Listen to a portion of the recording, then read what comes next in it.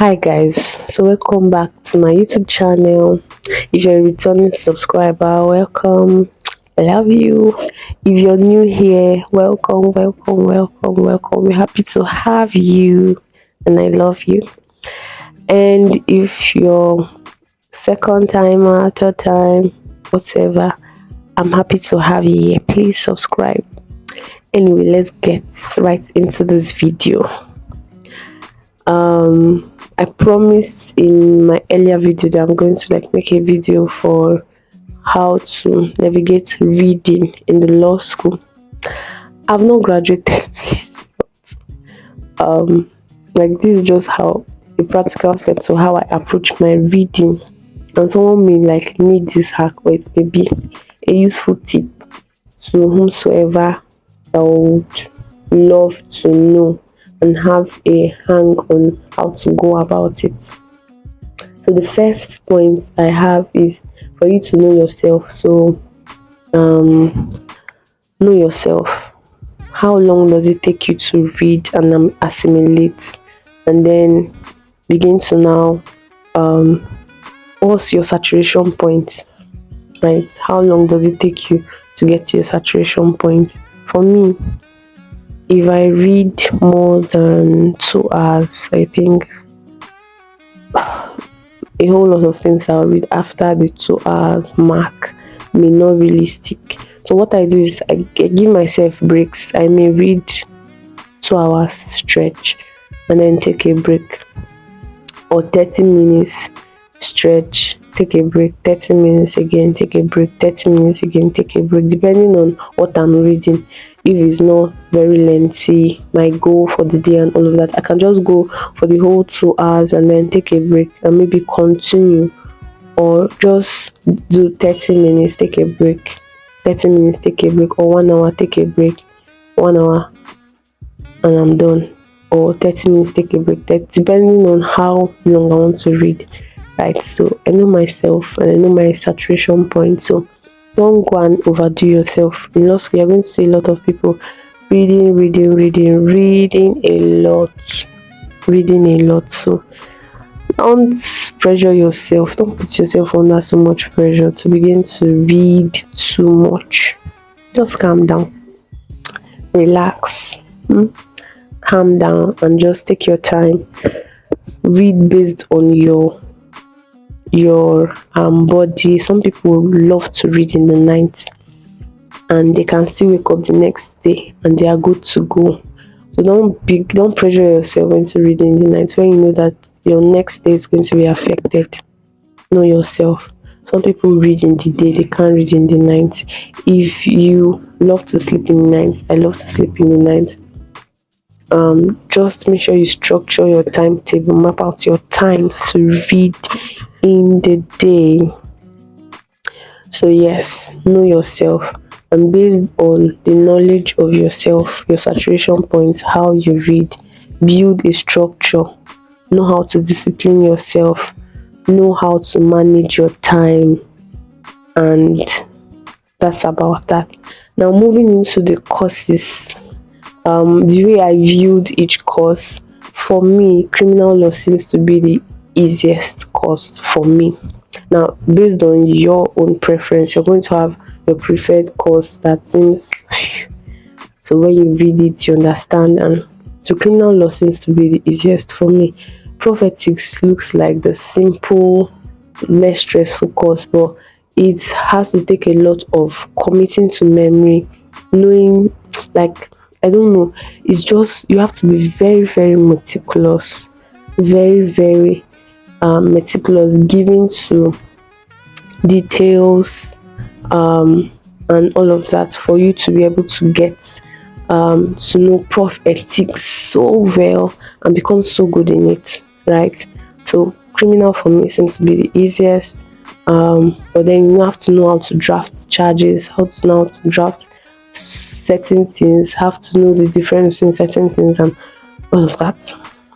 Now for property is not bulky, but it is very, very technical.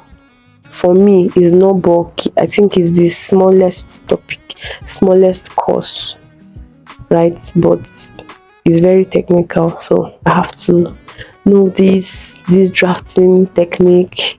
A lot of the drafts look same, but they are quite different from each other. So it's for you to like be able to point out the differences when you're asked to draft, know what to draft, how to draft, what to include, and all of that. So that's property basically. Corporate law. Corporate law can be a devil because you have to know a lot of procedures. Step one, two, three, four, five, six, seven, like just a lot of things.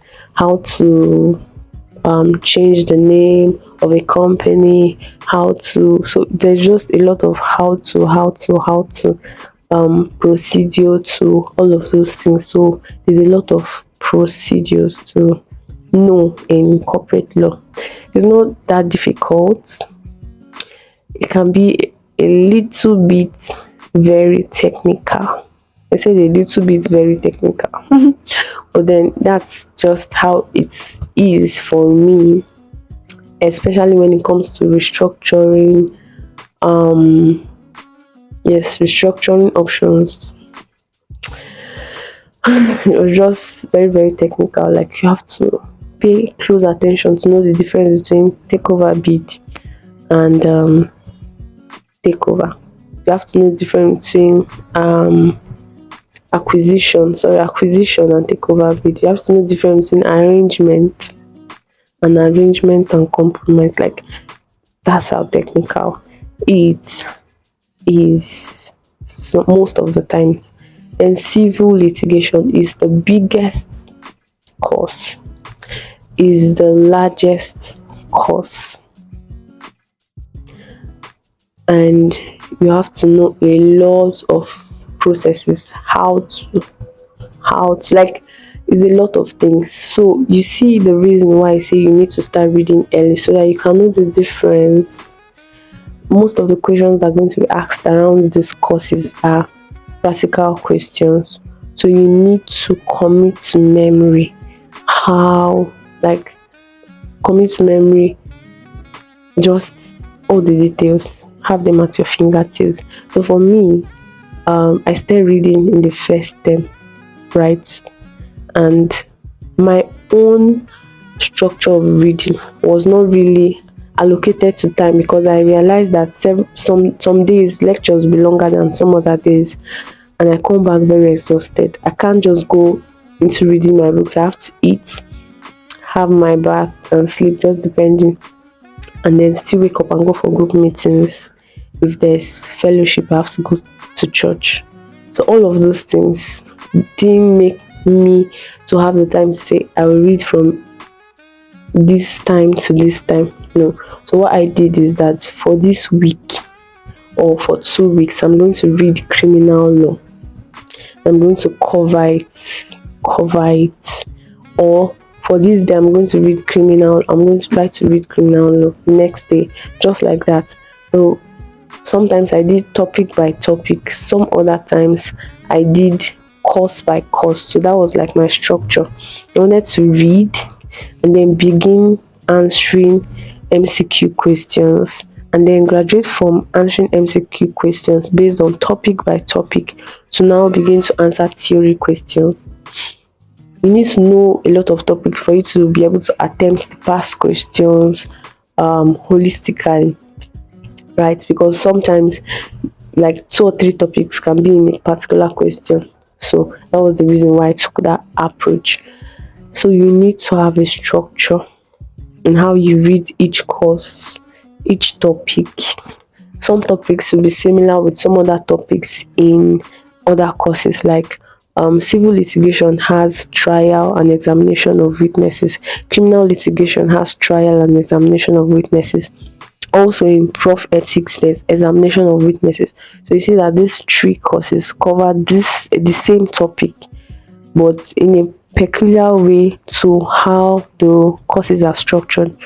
So if I know how to examine witnesses in criminal law, it certainly will apply to civil and prof ethics. and then to know the rules and all of that, just to know how they couch their questions, how they paint the scenarios, so that I can be able to like give them what they're asking for in those courses, right? So these are just examples. But I want to particularly say this before I end this video, because it's not going to be that long. It's just giving you an idea of how to build a structure, how to discipline yourself, time management, and all of that, so that you can get accustomed to the topics, the practical questions that can come from it, how to answer the MCQs before bar finals. Like, master it, practice it, so a lot of times that you master it, and you build confidence before, way long before the bar finals approach. Now, this thing I want to say something, and this thing I want to mention is something that a lot of I think people in past years have said that they fell trapped into. Professional ethics and skills look like a very minute course, because it's mostly done on Fridays, and sometimes it's as if they don't even have a lot to teach, they don't even have a lot to talk about. But that exam, bro, can mess you up. How I even got to have a hang on this was that I had read a few topics. I was not even reading prophetics, because I felt like just going to the class alone, reading before class and going to the class, easy peasy. I have it, I know it's not that deep. Until I picked the past questions and began to answer some MCQ questions, the bar final MCQ questions that has 100 questions, 20 questions for each topic. Now, answered questions across the 5 courses, and I answered prophetics. When I had to go check from the marking scheme the answers, I realized that I failed prophetics more than any other course. That was because I was working in the confidence that I understood what they were teaching. It's not that much, it's not that serious. But guys, I failed it. So I had to realize that prophetics can mess you up. You have to read it with the same vigor, energy, seriousness, concentration, and passion, the same way you're reading other courses, because it can mess you up.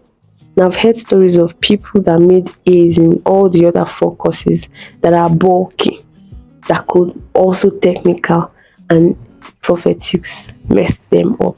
Like prophetics, maybe they had B or C or D, and it was what made them to have pass. It was what made them to have second class lower. It was what bro, prophetics can mess you up. So I want you to be very, very careful of prophetics. Don't fall into the ditch of not reading prophetics before class, or if you don't even read before class, of not reading after lectures, or of not paying attention to the class, of missing the classes on Fridays. You got to be careful, because just very little thing can just mess you up. So guys, that's my little advice for you about prophetics. Take it very, very seriously. Read all the courses. I think one of our senior colleagues told us that at least 3 times before bar finals. But I've seen that there's a need for me, with the way I've known myself and I'm wired, to read it at least 5 times. At least. And I think it's based on the topics. There are some topics that are easy to grasp in each course. There are some that are, and then my drafting, I have a separate notes for drafting. Like, this is how I read. I don't make notes, but some people form notes. So know what works for you. Know if you should make your notes after each class, right? Make notes on the topic by your combined reading and what you jot from class. So I have a class jotter. I don't make notes. Then I have I read from textbooks and materials, but I don't make notes. So here's what I do. I have a note where I answer past questions, and I'm answering past questions from 2020 to 2023. Past questions including their drafts and all of that. So in a separate notebook, that's what I go through. That's what I write down. That's the only thing. That's the only time I write when I'm reading. That's when I'm solving those past questions. But apart from that, I read. I read. I don't write notes or anything. If I'm to go through any summary, it's just in my what is contained in my jotter, right? Separate class jotter, and then the big notes I have for solving past questions. I don't make notes. Some people make notes, so know what works for you. You have to discipline yourself with time, with time management, with structure and all of that, to know how to make your notes. Probably after each class, when you go back to your hostel, you make sure that that day does not pass without you making at least half of the notes based on what was taught in class, from your reading and from your jotting in class. Now, also answer past questions, answer your class tasks, like, and ensure that when you go to class, when they now call out groups for presentation based on the answers that they give in class, your lecturers most likely will make corrections and tell you the correct thing that you have to answer for each question. So make your corrections immediately. I think that was the bad thing I didn't do, but it was most especially because my phone got spoiled in the middle of first term. So like, make the corrections there and then and save that pre-class. You're going to need it to revise for bar finals, right? Because that's what I'm also working on, answering the pre-class questions so I can have it ready to revise for bar finals. So now, here's the deal. I don't make notes, right? But answer past questions in my books. So when it's time for bar finals, I'm going to go through all those past questions and the answers that I answered based on what I read from my book. I'm going to go over them.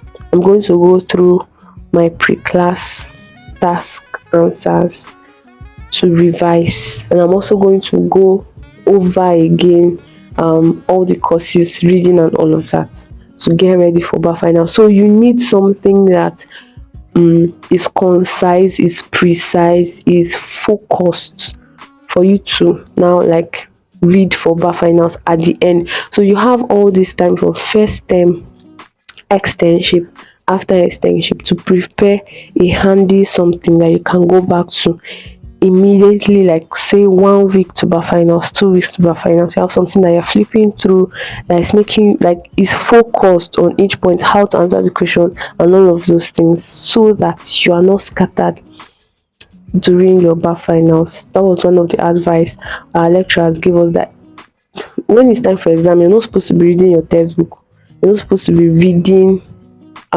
materials again. You're supposed to be reading the notes you have made by yourself, or going through the questions you've answered, that are focused on how they ask the question, how it should be answered and all of that.